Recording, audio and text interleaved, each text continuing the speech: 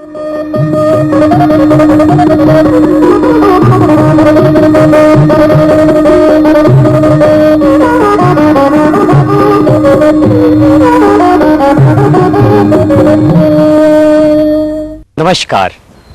संस्कृत भाषा शिक्षण में आप सबका हार्दिक स्वागत है।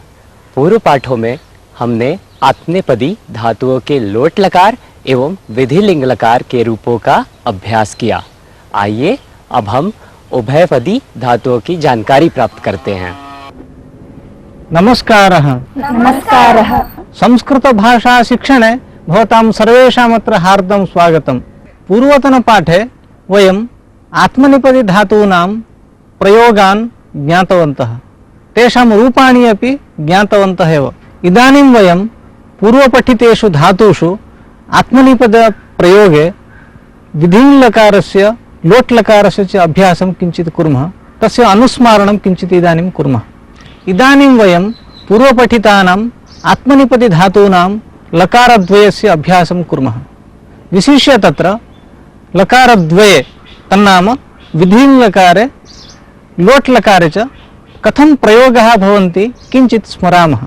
उदाहरणं यथा छात्रेषु दुर्भावनाः क्षीयन्ताम्, निस्वार्थभावनया भगवन्तं सेवन्ताम् इत्यादि वाक्यानि लोट्लकारस्य वाक्यानि एव।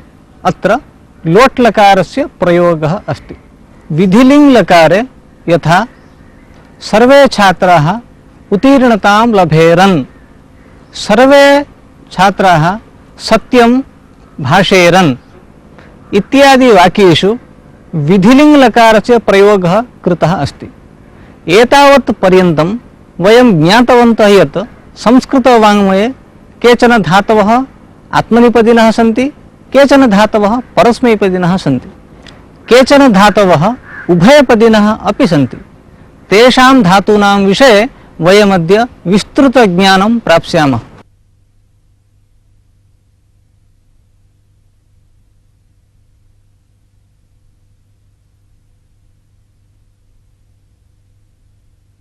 पचति पचते, पठन्तु। पचति पचते। अनयोः यद्यपि रूपभेदः अस्ति किन्तु अर्थभेदः नास्ति। अन्यत् एकम् उदाहरणं पश्यामः।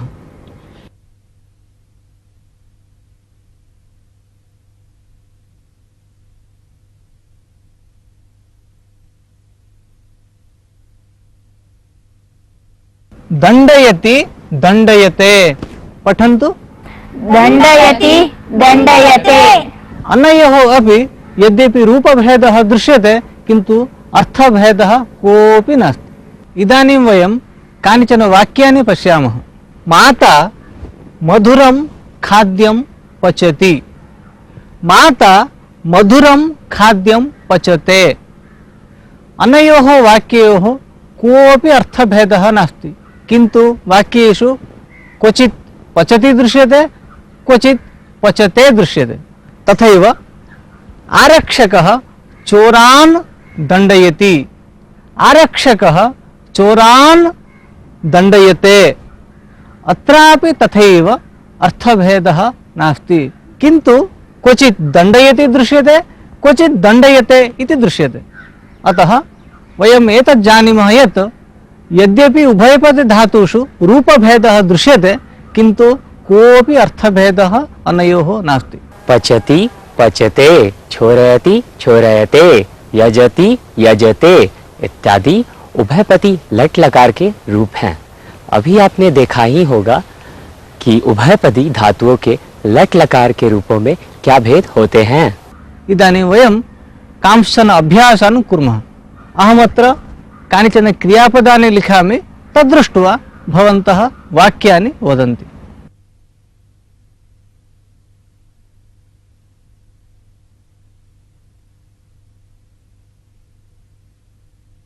यजति यजते,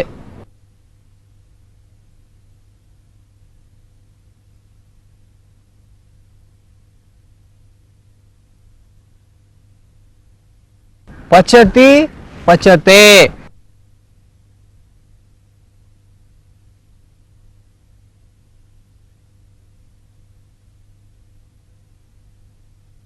करोति कुरुते एतानि पदानि उपयुज्य कानिचन वाक्यानि वदन्ति वा? अस्तु वदामः।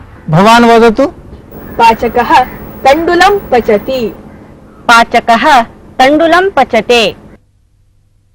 मुनिः ध्यानं करोति।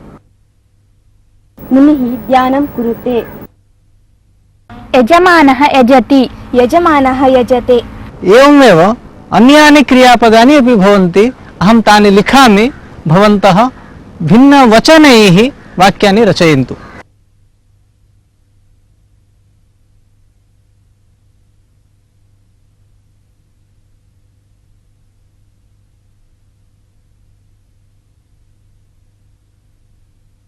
चिनोति चिनुते।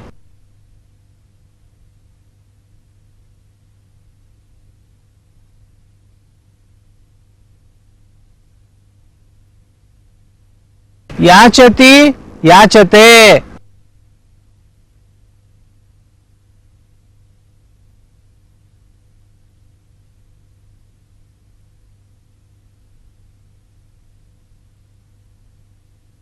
जानाति जानीते।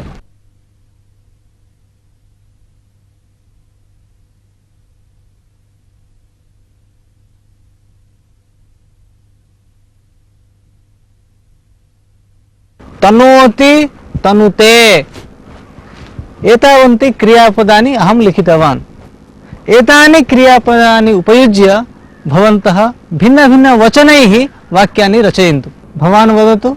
सः व्याकरणं जानीते। सः व्याकरणं जानाति। वयं पुस्तकानि याचामः। वयं पुस्तकानि याचामहे। भवती पुष्पं चिनोति। भवती पुष्पं चिनुते। सज्जनाः परोपकारं कुर्वन्ति। सज्जनाः परोपकारं कुर्वते। त्वं जानासि। त्वं जानीषे। वयं विषयं जानीमः। वयं विषयं जानीमहे। उभयपदी लट लकार के रूप को कैसे प्रयोग करते हैं यह आपको विदित हो गया होगा। इदानीं वयम् आत्मनेपदी धातुषु लट् लकारं ज्ञातवन्तः। एवमेव लीट् लकारे अपि रूपाणि भवन्ति। अहं लिखामि, भवन्तः सावधानेन पश्यन्तु।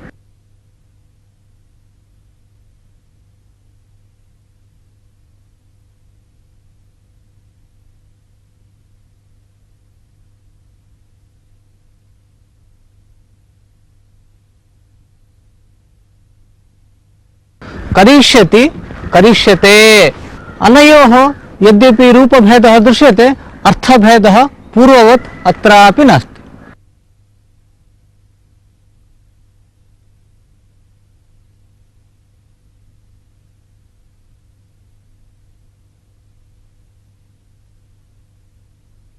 एतादृशक्रियापदानां वाक्येषु कथं प्रयोगः इदानीं वयं पश्यामः। अहं सायंकाले अपि स्नानं करिष्यामि। तस्यैव वाक्यस्य आत्मनेपदम्। अहं सायंकाले अपि स्नानं करिष्ये। ज्ञास्यति ज्ञास्यते। अनयोः उदाहरणं पश्यामः। वयं संस्कृतस्य अध्ययनेन विज्ञानं ज्ञास्यामः। तस्यैव वाक्यस्य आत्मनेपदरूपं वयं संस्कृतस्य अध्ययनेन विज्ञानं ज्ञास्यामहे। एवमेव वयं लुट् लकारे एतादृशवाक्यानि ज्ञातवन्तः। अन्येषु लकारेषु अपि भिन्नभिन्नरूपाणि भिन्नभिन्नवाक्यानि भवन्ति। अस्य वयं किञ्चित् अभ्यासं कुर्मः। वाक्यानि वदन्ति वा? अस्तु वदामः। मन्त्री मतं याचिष्यति। मन्त्री मतं याचिष्यते। मालाकारः पुष्पाणि याचिष्यति। मालाकारः पुष्पाणि याचिष्यते। उत्तमम्। वयं संस्कृतिं तनिष्यामः। वयं संस्कृतिं तनिष्यामहे। उत्तमम्। त्वं किं दास्यसि? त्वं किं दास्यसे? उत्तमम्। भवान् वदतु। आरक्षकः दुष्टान् दण्डयिष्यति। आरक्षकः दुष्टान् दण्डयिष्यते।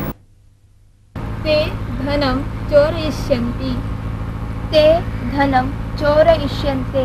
बहु उत्तमं। भवन्तः लूट् लकारस्य विषये सम्यक् ज्ञानं प्राप्तवन्तः। करिष्यति, करिष्यते, चेष्यति, चेष्यते इत्यादि रूप उभयपदी लृट् लकार के हैं। उभयपदी लृट् लकार के रूप को कैसे प्रयोग किया जाता है इससे भी आप परिचित हो गए होंगे। इदानीं वयं लोट् लकारस्य विषये चिन्तयामः। अहं कानिचन रूपाणि लिखामि।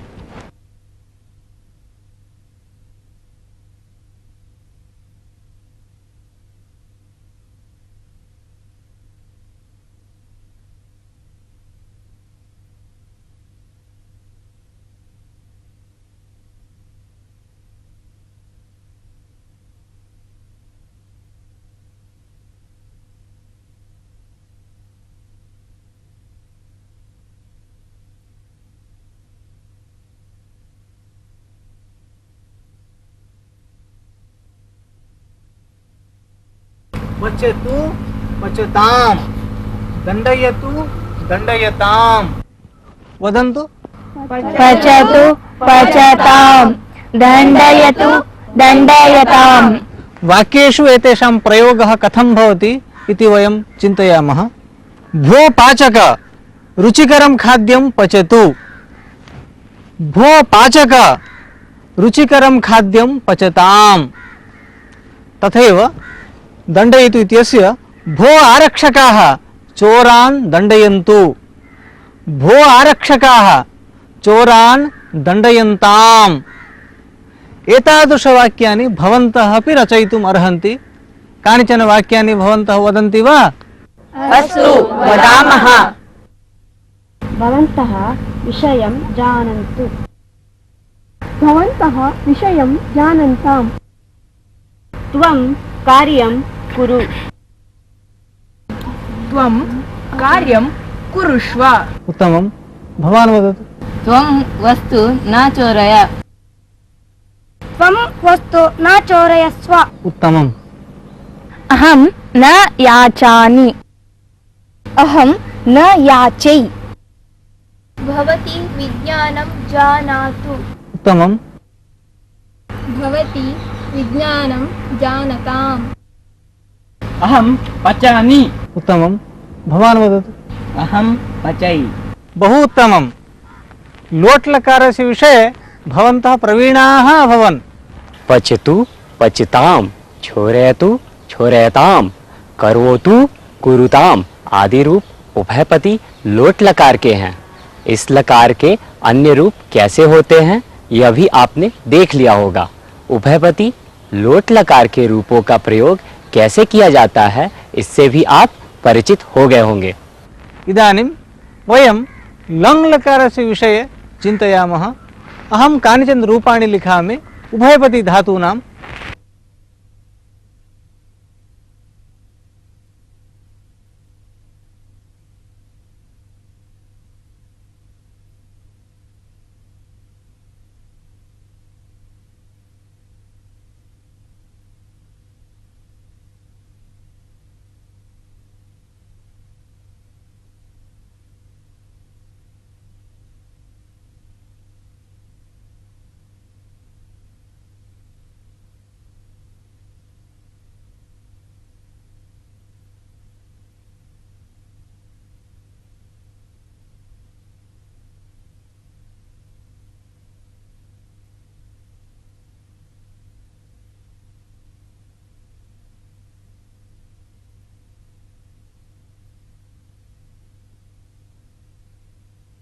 अपचत, अपचत, अचोरयत, अचोरयत, अचिनोत, अचिनुत, अयाचत, अयाचत।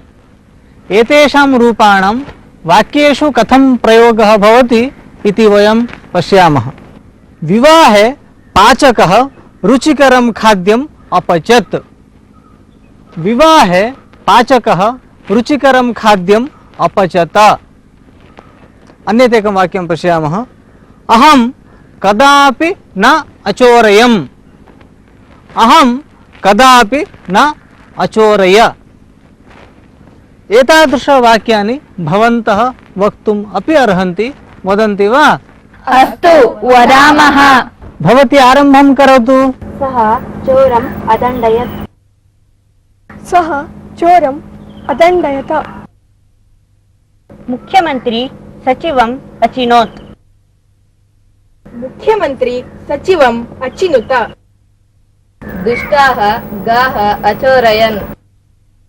दुष्टाः गाः अचोरयन्त। अहं तम् अजानाम्। अहं तम् अजाने। दरिद्राः धनम् अयाचन्। दरिद्राः धनम् अयाचन्त। सः सत्कार्यम् अकरोत्। सः सत्कार्यम् अकुरुत। उत्तमं। भवन्तः इदानीं लङ्लकारस्य विषये पूर्णज्ञानं प्राप्तवन्तः, इत्युक्ते निपुणाः अभवन्, सर्वत्र प्रयोगं कर्तुम् अर्हन्ति। अपचत, अपचत, अचिनोत, अचिनूत, अयाचत, अयाचत इत्यादि रूप उभयपति लंग लकार के हैं।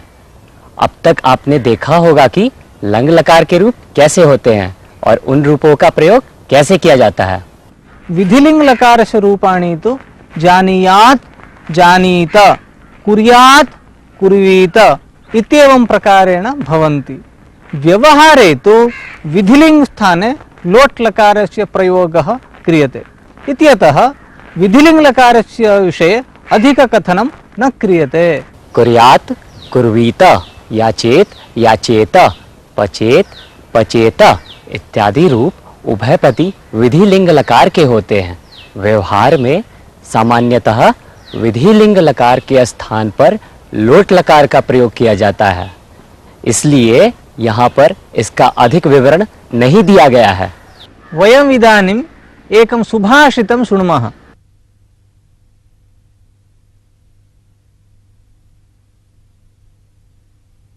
असहाय पुमानेकः कार्यान्तं नाधिगच्छति।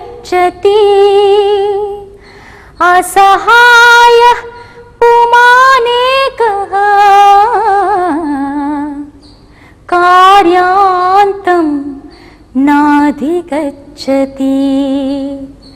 तुषेणापि विनिर्मुक्तः तण्डुलेन प्ररोहति।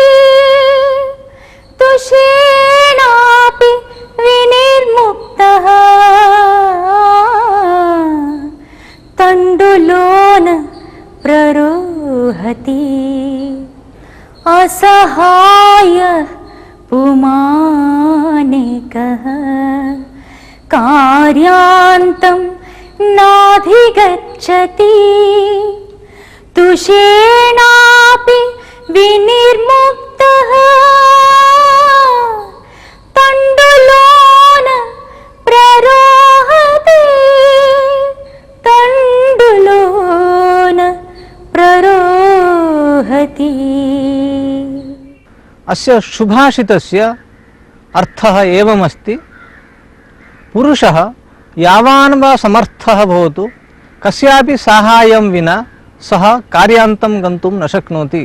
अर्थात् कस्यापि कार्यस्य परिसमाप्तिनिमित्तं कस्यापि पुरुषस्य आवश्यकता वर्तते एव। यथा तुषविहीनः तण्डुलः सस्यस्य उत्पत्तौ समर्थः न भवति, अर्थात् अंकुर उद्गमार्थं तण्डुलस्य तुषस्य अपेक्षा वर्तते एव। सुभाषित का अर्थ: संसार में कोई असहाय पुरुष किसी की सहायता के बिना कोई भी कार्य नहीं कर सकता, अर्थात किसी भी कार्य की समाप्ति के लिए उसको अवश्य किसी की सहायता चाहिए। वैसे ही तुषाविहीन धान्य शस्य उत्पादन करने में समर्थ नहीं होता, अर्थात अंकुर की उत्पत्ति के लिए धान में तुष का होना जरूरी है।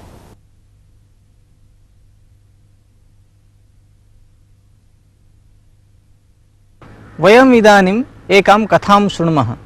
पूर्वं मिथिलाञ्चलस्य मध्यभागे कौशिकी नदी प्रवहति स्म। तेषु दिनेषु कौशिक्याः जलौघकारणात् केचन ग्रामाः जनशून्याः अभवन्। बह्व्यः आम्रवाटिकाः शुष्काः, सस्यक्षेत्राणि सैकतमयानि च जातानि। सर्वे धनाढ्याः निर्धनाश्च गृहाणि परित्यज्य अन्यत्र पलायन्त। कस्मिंश्चित् ग्रामे कश्चन वृद्धः कृषकः आसीत्। तस्य कुटुम्बजनाः अपि कष्टम् अनुभूतवन्तः। ते तु ग्रामं त्यक्तुम् इच्छन्ति स्म। एकस्मिन् दिने प्रातःकाले एषः वृद्धः शौचार्थं ग्रामात् बहिर्गतः। ग्रामस्य तस्मिन् भागे कौशिक्याः जलौघकारणात् एका आम्रवाटिका शुष्का आसीत्। तस्याम् आम्रवाटिकायां पूर्वं ये शतशः वृक्षाः आसन् ते सर्वे अपि वृक्षाः शुष्काः आसन्। ते च वृक्षाः कालक्रमेण शाखाविहीनाः त्वक्विहीनाश्च अभवन्।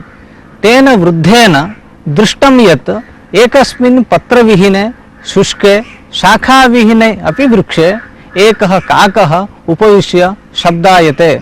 एतत् अवलोक्य वृद्धः उपविश्य हस्ताभ्यां स्वशिरः अवलम्ब्य चिन्तितवान्, समग्रमेव आम्रोद्यानं शुष्कं जातं, वृक्षाणां शाखाः पर्णानि च विलुप्तानि, किन्तु अयं काकः अद्यापि वृक्षमेतं परित्यज्य अन्यत्र न गतः।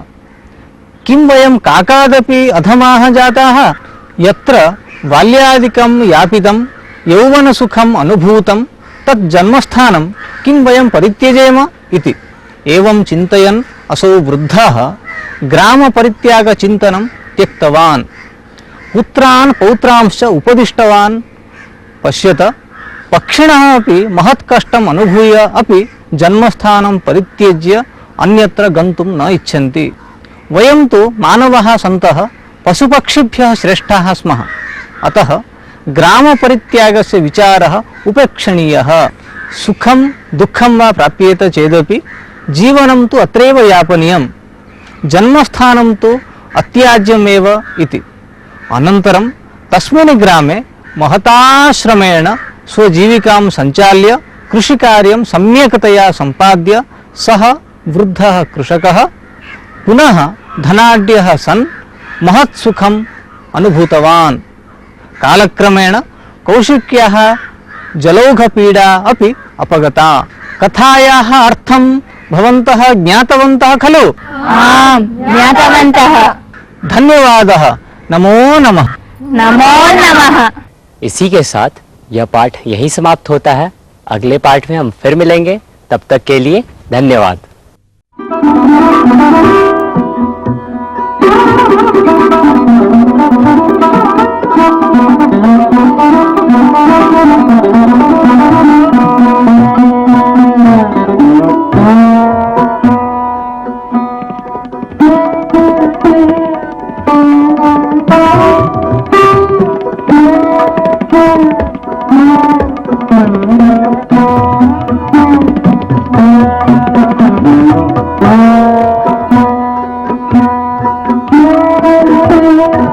Thank you.